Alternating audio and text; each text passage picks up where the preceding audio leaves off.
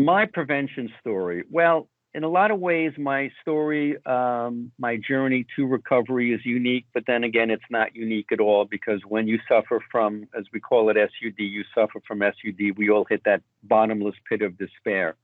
Um, when I was growing up in Brooklyn, things happened to me that shouldn't happen to a young child. And I lost my father when I was 16 and had no role model growing up. And I could go on and on and on. And for a long time, I believed that I had a victimhood, not a childhood. And one day I was speaking to someone and they said, why shouldn't bad things happen to you? Since when are you exempt from bad things happening in life? And I realized that it's not so much about the trauma you endure, and most of us have trauma in some form or fashion, but it's about what are you going to do about it? What kinds of tools are you going to utilize to change and improve your life? As I grew older, I developed uh, my substance use disorder to alcohol and to opiates. So, really, alcohol use disorder and substance use disorder.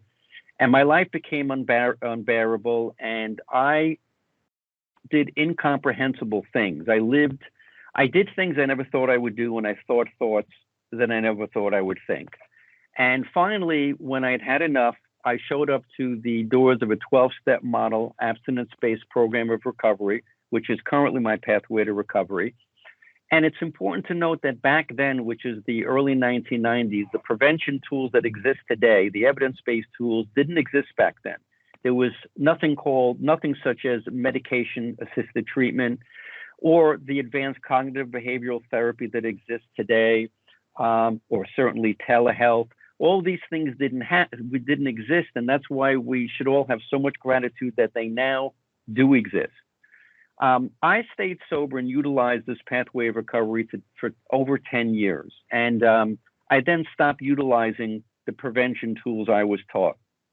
And five of my support meetings a week became three, became one, became I'm cured, and a line of cocaine and a shot of tequila looked like a good idea, and I lived again a life of the unspeakable. And I relapsed on Christmas Eve 2002, and I got sober again Christmas Eve 2005, 3 years to the day. And I'm glad to report that I have not used substances or opiates since then, and I'm currently in my 18th year of recovery. And I have gratitude for that every day.